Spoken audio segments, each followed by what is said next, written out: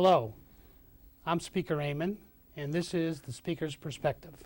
I'm here with a very good friend of mine tonight, Representative Richard Roy, also from Milford, and also the new chairman of the Environmental Committee. Rich, really glad to see you. Good to be here. Really enjoying the session as a committee chair for the first time in my career in Hartford, and finding out that I have a lot more new friends. Well, Rich, you know, that's one of the things that's amazing about anything in the legislature. The more you move up the ladder, the more friends you do get. But just remember what an old-time politician told me one time is, today you're the peacock, but when you leave the legislature, you're going to turn back into a feather duster. So, you know, you do have a lot of new friends. But why don't you tell me, first of all, I'm so glad I know how well you've been doing. Why don't you tell the listeners, the people watching the show here tonight, what's going on in the Environmental Committee and what good things are we doing for the state of Connecticut? We have another number of initiatives in the Environment Committee. One is the Clean Cars Initiative. Last year, for the first time, we passed clean car legislation. And to support that this year, we have what we call Clean Cars 2. And this is going to provide incentives for people to buy cars that we feel are environmentally friendly.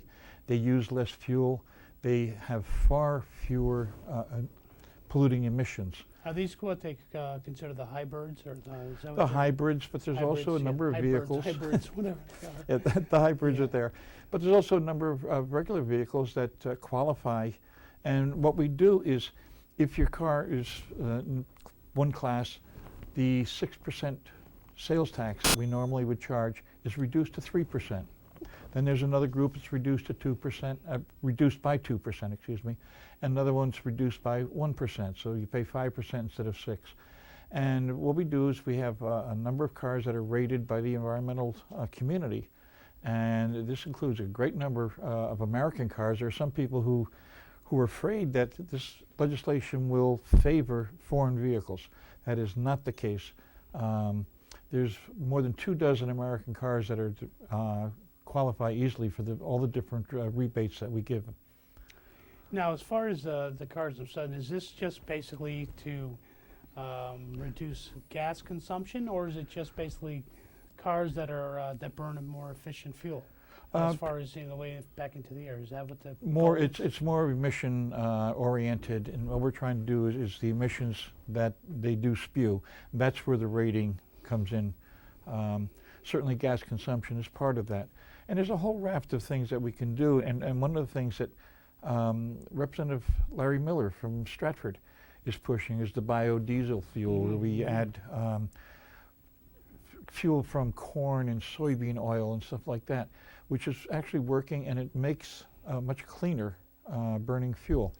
So if your car burns cleanly, then it's environmentally friendly, it's using less of the fossil fuels, it's putting far fewer pollutants, particulate matter into the air, and this is especially important to Connecticut, which is has one of the dirtiest airs in this country. Much of that is because of the power plants out in the Midwest, and of course the Attorney General is suing Indiana and Ohio and the other places. My contention is, as long as Connecticut keeps doing what it can to reduce our pollution here, then we can go after those other states and say, look, you know, we can stand tall and say, we're doing all that we can now. Now you help us. And we have far too many children with asthma, far too many people with other lung diseases and such, that this is going to really help us. Amazingly, I know that I talked to Mike Riley, who's from the motor transport, you would think would be opposed to this diesel bill. Actually, my conversations with Mike is that, no, he's very supportive. He doesn't really, it affects his industry directly, but he really believes that it's probably a good incentive to go down that road as far as the biodiesel and those sort of things. I thought maybe at first he might think that it'd be something that would hurt his industry, but on the contrary, I think that's a great advocate to have Mike at least saying nothing and working against the bill to say, listen, I really don't have a problem with it. Right. Well, Mike is a good guy to work with. He also knows that the federal regulations that are coming down, that by 2007, excuse me, 1907, 2007. Well, that was the year you were born. That was the year I was born, right. Yes. By 2007, federal standards are going to be on the low sulfur diesel. and we're moving in that direction. Mike's motor carriers are moving in that direction. Not only will all new diesel engines for the trucks have to have the low diesel exhaust system that time, but the older trucks will have to be retrofitted for that. Well, to that's handle good. that. I mean, especially for the kids. I mean, you know, we talk about these issues for years, but certainly anything we do to clean up our air, I know we've been talking about for years, but we are actually, Connecticut is really doing well compared to a lot of other states. I think a lot of our residents just don't realize that, you correct me now that you're the environmental chair, a lot of the pollutants are coming from the Ohio area and those areas there. or Ohio, Indiana, they have Indiana. old power Isn't that plants. amazing? Yeah. Now, we had 6 old plants, we Right. still have 6 There's old plants 36 in this we state. did that The, bill. the Right. dirty 6, the filthy 6. Filthy six, sooty 6, I think. Sooty 6. We had the filthy 5, then the we sooty went to 6. right. And those plants are much cleaner now. They put new scrubbers on. They've met the standards that we've set for them. The newer plants that are coming on are even more efficient and less polluting than the older plants that we still have. And in fact, some of the older plants we only use when there is a desperate need for additional power. Right. So this would be some real cold winter days when everything is, everybody's got their heat going, and for the summer days when we need more power for the air conditioning and stuff of that nature. So it's good. We've done a lot in that area, and we in Milford are sort of ground zero for pollutants because there's a 20-mile radius from each plant that these pollutants and the particulate matter comes down. Well, you have a plant in Bridgeport, a plant in Milford, and a plant in New Haven. All 3 of those dump on Milford. All 3 of those dump on Milford. So somebody in Montville only has the Montville plant to be concerned with. And that's not to minimize what Montville is getting and what the people are putting up with. But when you have 3 plants, all no matter which way the wind blows, we're getting that Right. those pollutants.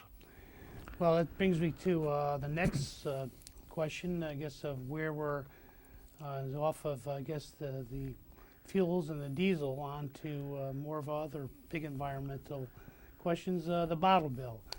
Some people love it, some people have a problem with it. Where are we with that bill right now? And explain to the listeners exactly what the bill is attempting to do. What the bill is attempting to do is add water bottles to the redemption system. We would put a 5-cent fee on that, and when you return the bottle, you get your deposit back. The bill itself is just handling water. When we used to go to a grocery store, supermarket, we'd see the whole aisle filled with soda. Well, now only 1/2 is filled with soda. The other half is filled with water. It's the fastest growing drink out there at this time. And the problem is that because it is so popular, people are taking it wherever they go. They go to the beach, they go to the parks, they go to just downtown, maybe go to the parade. There's no reason to take it home and get rid of it in an environmentally safe way. So what happens is they put it in a trash bin, or they just leave it on the ground. They leave it in the sand, wherever. And what is happening is those bottles have become one of the largest polluters that we have, the biggest litter problem that we have. And what we're trying to do is get those bottles out of the system, get them to come back. If we put a deposit on it, then the people who buy it have an incentive to bring that bottle back. And even if they only bring it home and put it in their bin, there are people who unfortunately are down on their luck for whatever reason. They go around and they'll check those bins.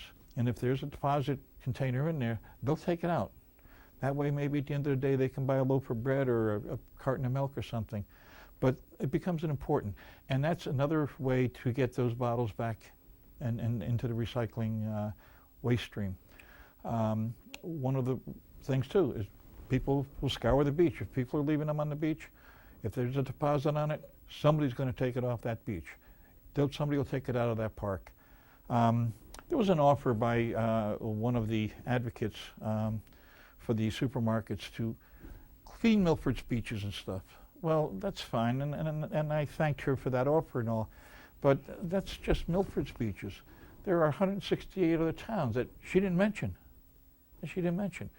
Are they going to get supermarkets in every town around the state to go out there? It's and clean it? amazing the interest of Milford to be supposedly, since you're the chairman of environment, And the speaker. didn't think it had anything to do with it. Nothing at all.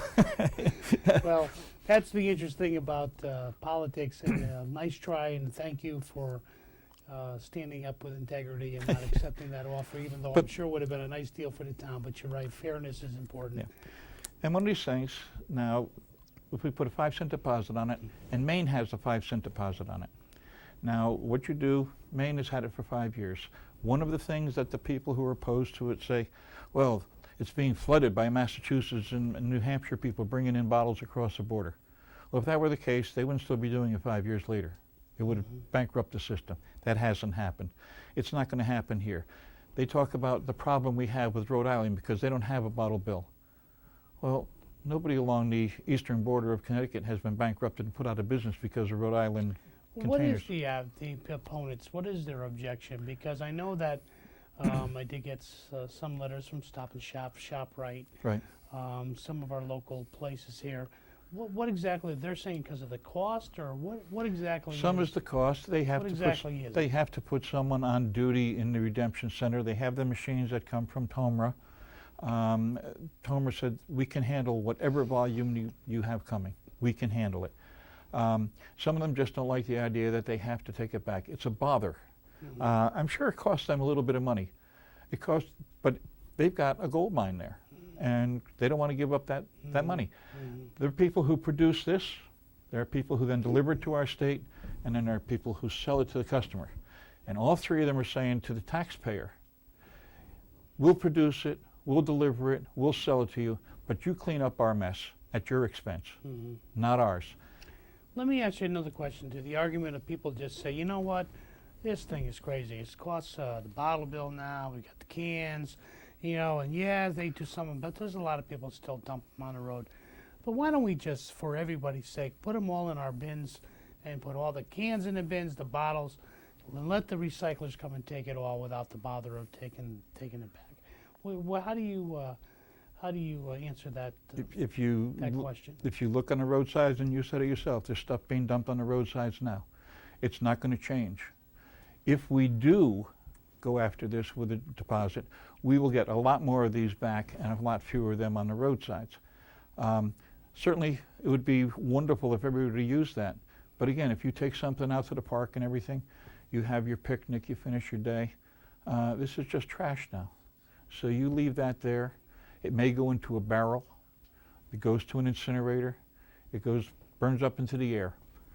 It's gone. It's wasted, and it's polluting. With the redemption, we're going to recapture more of that, up to 70%. With just the curbside, you'll catch 40%. This we Right. catch 70. Great. Rich, I guess I'm going to save the big one for a little while, but why don't we talk a little bit about some local issues I know that you've been fighting for some time. Oyster River and refurbishing, and also the Milford Harbor. Why don't you tell the listeners where we're at right now, May of 2005, on those two wonderful issues?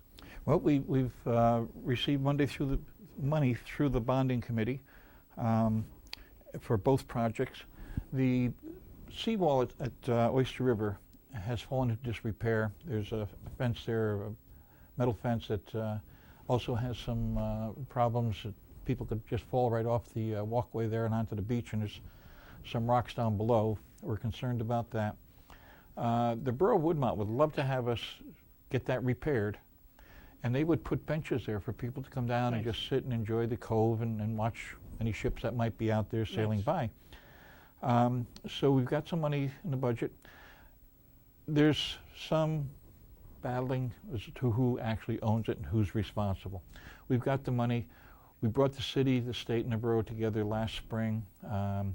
They all say it's a good idea to get this repaired. The state built this wall after the hurricane of '38, came in and gouged out underneath the road and exposed utilities under New Haven Avenue, which is Route 162, State Route 162. So I think that the state certainly has a vested interest in making sure that wall is safe. It'll protect that state highway. The city and the borough, It certainly is a nice entrance into Milford. West Haven has done some plantings on their side. It would be nice to have our side look as good. As far as head of the harbor, we've had a wonderful success with the head of the harbor. It has it's sparked all sorts of economic activity downtown with the restaurants, the boutiques. We have some additional work to do on the east side of the harbor. There's going to be some more slips on that side. We have become a destination point for boaters up and down the East Coast. They come to Milford, they stay in Milford, they visit our restaurants, they go into the boutiques, they're spending money here. It certainly has been an economic engine for us.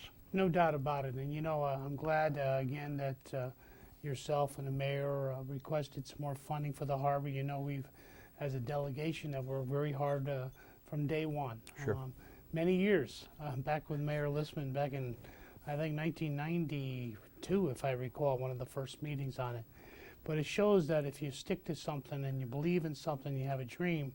It took a lot of effort, and the state should be very proud of our investment, the delegation, what we did, and certainly the city of Milford for showing a real joint effort between city and state government and both parties, Democrats and Republicans, working for the betterment of their city. And you are correct. What a fabulous spot we have down there. And what the most important thing is, which I always say, when you have a good plan with public dollars, it's always hoping that your dream with the public dollars is going to spur the private dollars to come in. And you've seen the private dollars have quadrupled, if not 10 times, the amount of money being invested from what our initial investment was in that area. So you're absolutely correct, Rich. It's fantastic. And I think we should also mention Congresswoman Rosa DeLauro. Yes. In the very beginning, there was some trouble getting the Army Corps permits.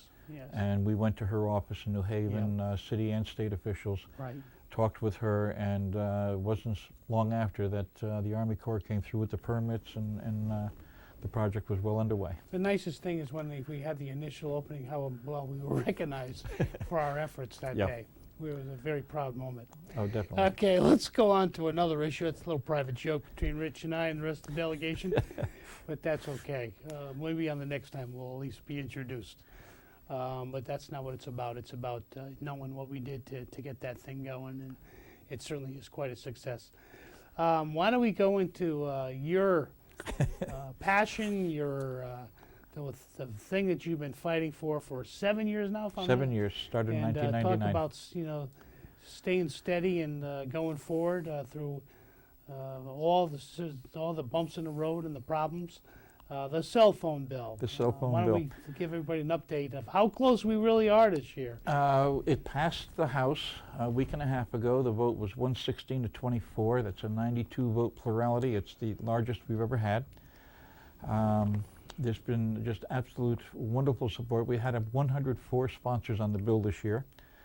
I worked very hard with Senator Billy Ciotto, who is a Senate chair of the Transportation Committee, and he and I were able to come to an agreement on the language in the bill.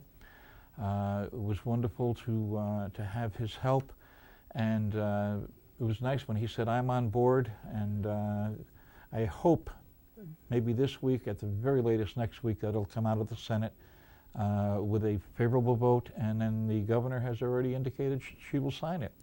And just for the sake of the people in Milford, this is something that began in 1999 when some constituents came to me and said, "Can you do something about these very rude and dangerous drivers?"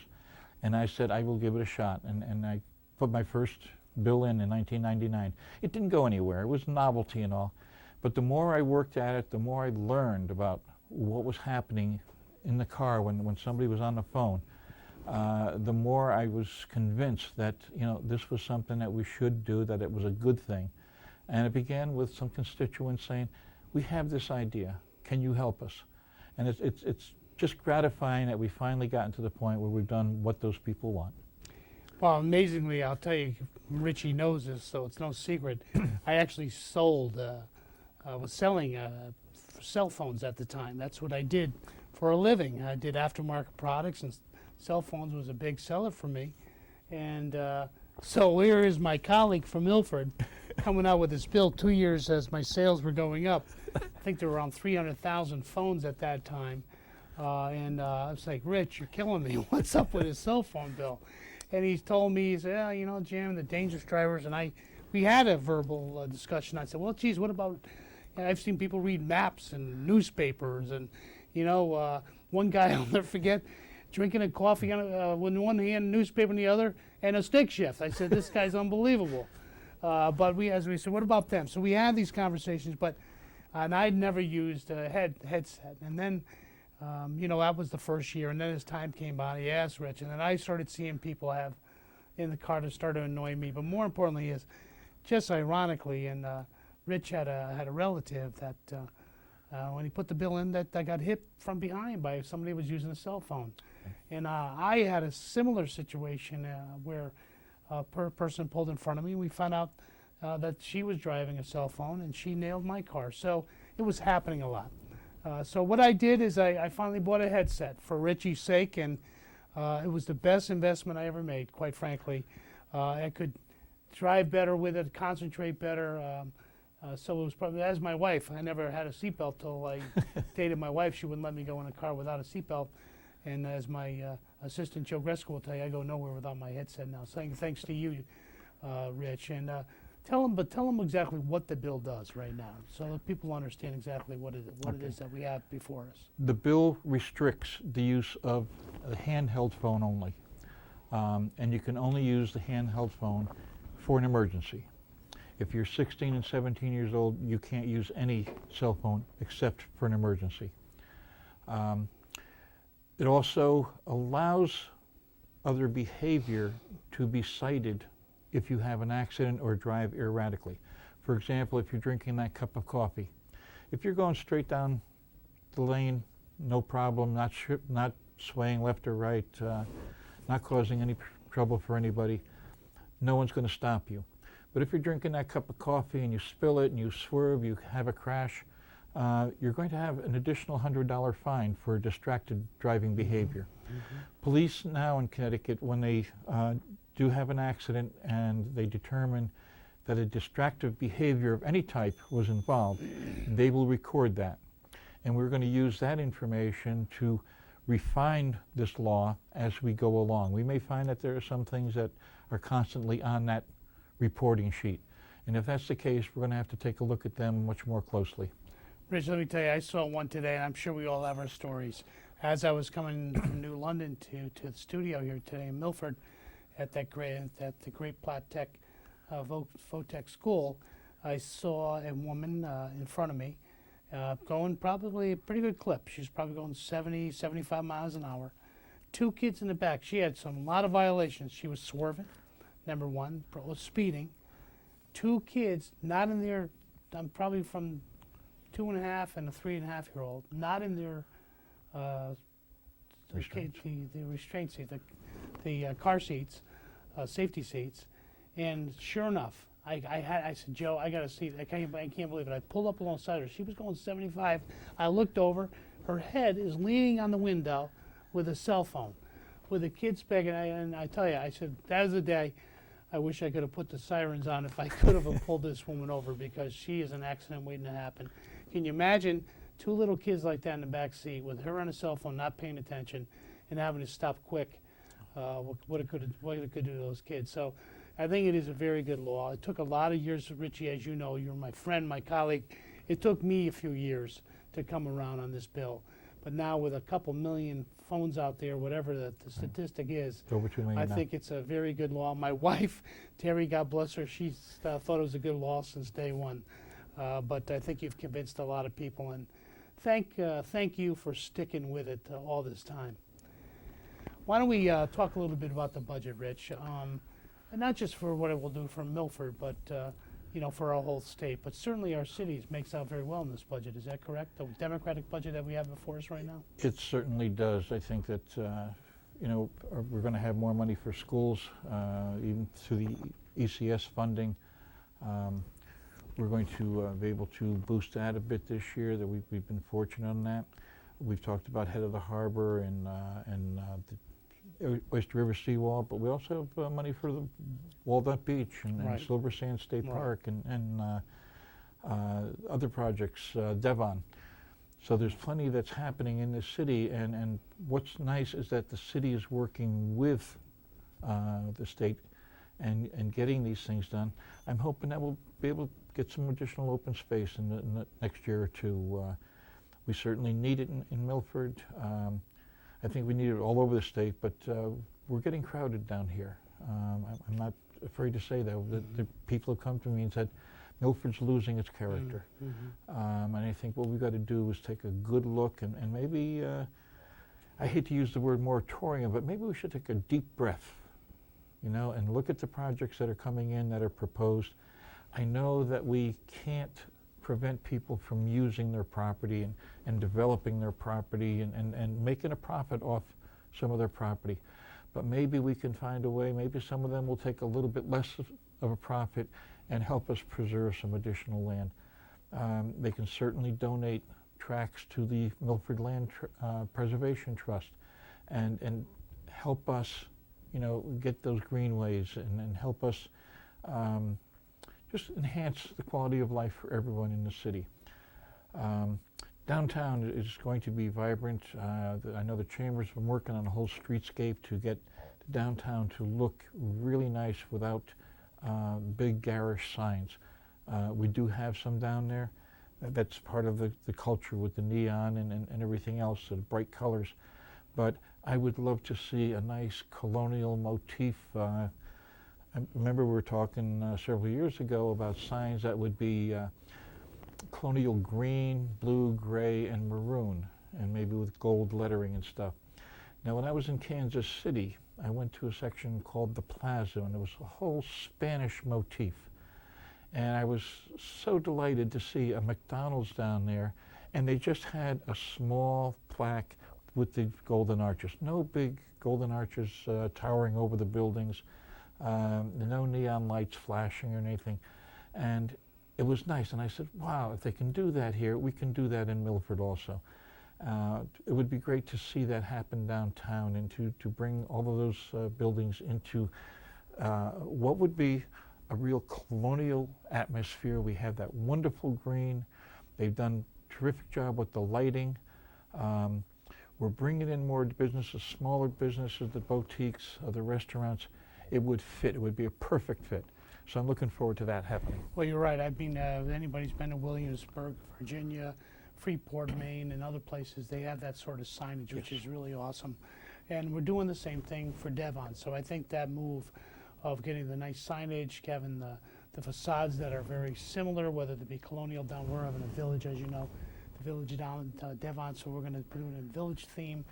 And you're right, something like that would be awesome. So it's important that we do that. But I think the greatest thing is not only is this budget taking care of all those great projects and hopefully to do some open space, which you're right, I think we need to preserve.